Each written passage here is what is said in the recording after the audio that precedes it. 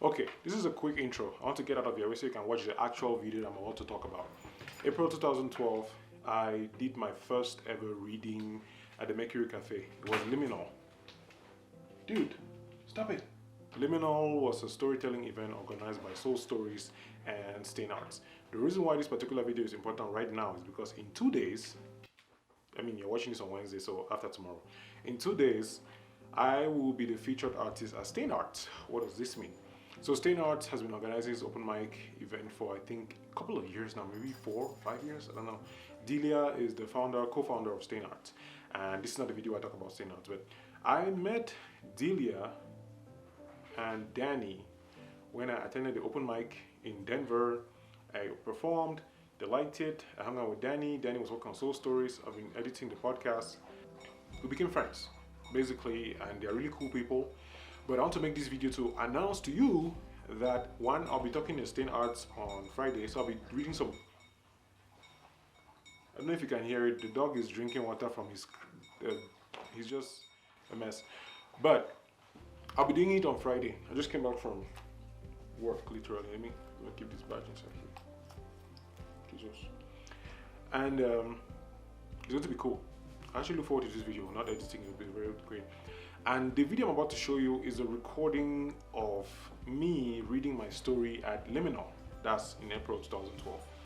The reason why I brought it here is because I've been doing videos and talking about things, but I don't think you've ever actually had the chance to see me read one of my stories in an audience. So it was a cool audience, a live audience. We were 7, 8 storytellers, shared the stage with amazing people, Nadia Weber, Patricia Ali, Taylor Houston, like a bunch of people who had really powerful stories, and all of us were talking about expectations. Like the theme of Liminal that particular time, that year, last year, was expectations.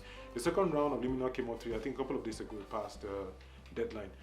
And I did share with you, this is already long enough intro, I did share that particular piece with you. First of all, because I need you to know that all these things that I do on the YouTube and the internet and the web and whatever it is, I do it for you. I do it because I want to share my stories with people. And I find that it's much more interesting when there's a possibility for people who were not present in the moment to actually share that moment with other people. So it was in a live audience, and I asked Delia's permission to share this video. She was like, yo, do whatever you want with it. So I hope you enjoy it. Yeah, that was it. Now you watch the video. Bye. Thank you so much for giving your full attention and energy. As you notice, some of these stories will be deeply intimate and personal, and your energy and your attention directly goes into how that story takes up the space.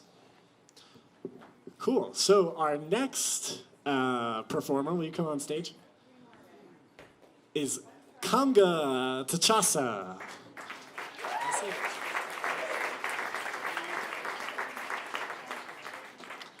Kamga is a writer who, for the past year, has been in the longest transition he's ever been.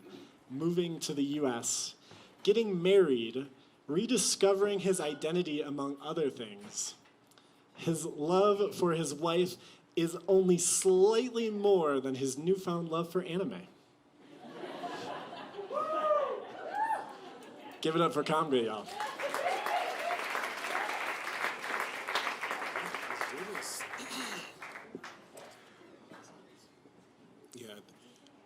Is this thing on? How are you guys doing tonight? Can we give it up together again for Patricia?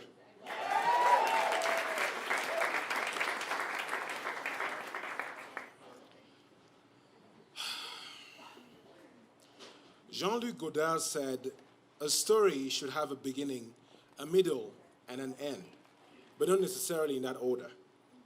Tim Burton, on the other hand, has a version which says, every story has a beginning, a middle, and an end, but not necessarily in that order. One recommends, the other affirms. Who, between these two amazing storytellers, us in this room, and the world at large, really knows what's in the story? And truly, who gets to decide how our personal, individual stories get told, except maybe us? Thank you for taking the time to hear a portion of my story. I have no idea if this is the beginning, the middle, or the end, and I'll do my best to maintain a semblance of an order. But I'm African, so yeah. My name is Kamga Tchassa. I'm 29 years old. I moved to the United States of America 10 months ago to marry my high school sweetheart, and I'm the firstborn son of loving parents. I have a brother, 2 sisters who cried the last time they saw me at the airport. My wife is a medical student who graduates next month. We just got approval of my residency interview date, and my wife is an amazing planner who has been able to take care of us both without the need for me to find an illegal job or starve. Right now, you must be wondering what else I have great going for me, yeah? Life seems particularly terrific, so why am I here? And why should you care? Because that's what we all do, don't we? We're all curators. Even when forced to share the worst parts of our days or our lives, we can't bring ourselves to let go of the mirage we've told ourselves over and over and over. You tell a story long enough, and soon you start believing it. At least I did, until I met my therapist. Like you, my therapist doesn't know how much being a member of the Bamileke tribe from Cameroon means. Bamilekes are known for being very entrepreneurial and pretty good with money. I think those genes skipped me. Being the firstborn son of a Bamileke family comes with a lot of privileges. For example, were my father to die, knock on wood, I would already expect to be the dedicated successor, which means whatever wealth he'd accumulated in his life would become mine at his death. I would have to lead the family, and everyone would be under my authority, including my mother. All my life, I was reminded that I had to be a good example to my siblings because whatever I did, they would copy. As the first child, no one ever wondered if I wanted this authority. No one ever asked me how I felt about being a leader, or even if I wanted to be a leader. It was just expected. From kindergarten to college, from losing my virginity to picking a major and almost quitting twice, no one ever asked me for one moment and truly meant it. How are you? I guess I learned fast what my place was and what it meant. I had to be the example. I had to figure out my life by myself. I stopped expressing anger or worry or love. How dare I? So when I say I'm the firstborn son of loving parents, it's only part of the story. Because they are also children of loving parents. Children in a country that has shared implicitly that emotions are not necessary. That the economy doesn't care about your passion. That the politics of a divided nation doesn't give a shit about who deserves a raise. You must know someone to get something. That's why when I came to and started telling my own story, life changed. I quit school, I stopped dating for the sake of dating, I started reading, and like the good fake American I was, I started listening to podcasts. This is a part of the story where I say 10 years later. Because I get engaged before I tell my parents, I move out of town without needing their validation. I write everything online that the proper firstborn son shouldn't. About love, about heartbreaks, about depression, fear, dreams, hopes, and about being human, vulnerable and all. And with this ex machina style, my wife finds a way through the heart I didn't have. After 12 years of digital connection, one grueling year of hoping I wouldn't have to jump over the wall to get here. June 23rd, 2018, Denver Airport. 2 boxes, one of clothes, one of presents, and I'm with the love of my life. But who am I? It's a question that hits me daily. Every time I realize I can't work until I get papers, every time I see my 19-year-old brother-in-law driving a car he owns because I had never driven, every time I open Amazon, I can buy a book and have it shipped in days. Every time a friend asks me from Cameroon, so, how is America? How can I know what America is when now I have no idea who I am? What my role is, what is required of me. I'm the firstborn son. My father and mother are getting old. My siblings tell me about their needs without even wanting to. I'm married. I now see a therapist. I now know I'm black. I now need to listen to my wife as we plan for a child. How can this child have a child? I find myself in the middle of my story, finding out that where I come from constrain my emotions, and that I'm not ready for where I'm going. That my money story, my love story, my parenting story needs to be rewritten. I find that love is not about sex or kind words and feelings. Love is all that, and it's every choice we make. I find that I am biased, that I am scared, and I need boundaries. I'm worried about my parents dying and leaving me in a role no one ever asked me if I wanted. But that ultimately, no one cares. Not because we're all heartless. You certainly aren't. I mean, you're all sitting here trying not to cringe at my accent.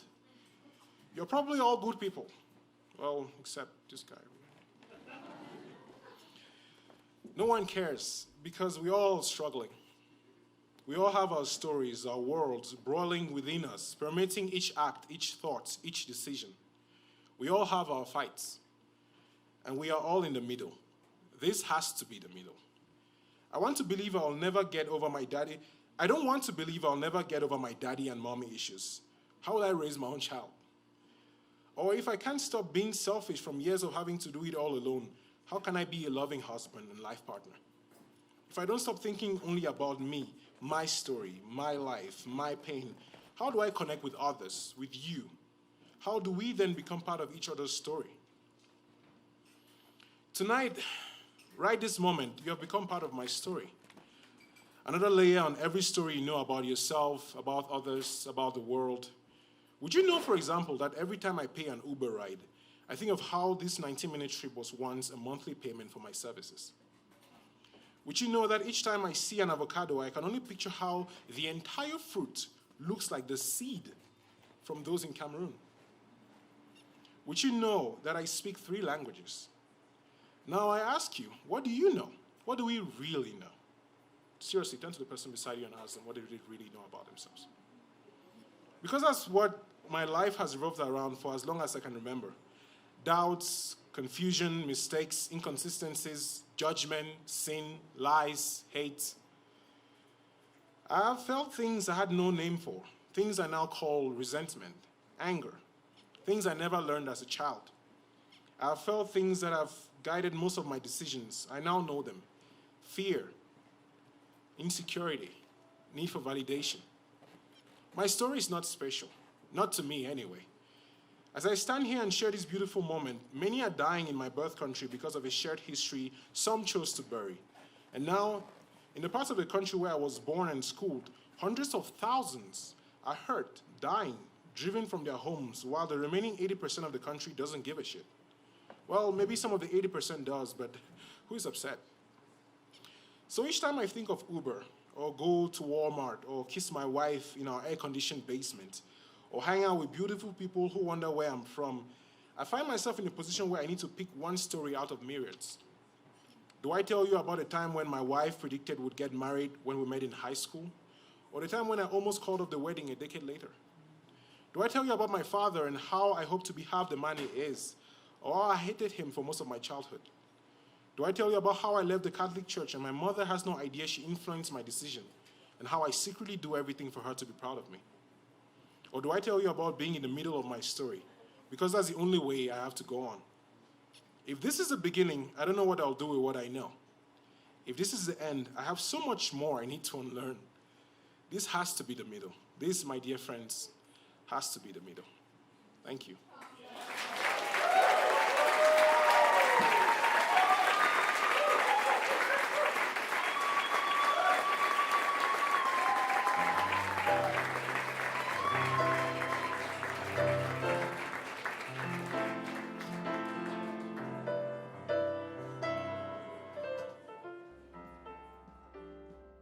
So, I hope you liked it.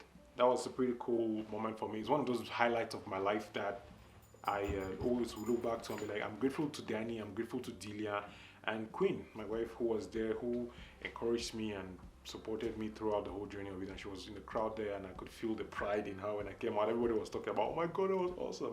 Even up to the day, the people who still recognize me from that day. So this Friday, I'll be there, and actually, I'll have an announcement to make on that Friday. So if you, I don't know what to say. I'm doing what I can do and doing my best. And it's been hard. The reason why you've not seen me on YouTube is because the past couple of months, They've been really hard, and I had some people check out on me. And one of them that I really wanted to give a shout out to is Sassy. Sassy, I'll put up her channel. You can check out her channel. I think she's one of my favorite YouTubers right now because she reached out and actually had this cool conversation. I mean, there are other people, but I want to talk particularly about Sassy because we just knew each other recently, and I'm thinking of a video to talk about friendship and all those things. That people that I've lost in my life, people that whose relationships are redefining.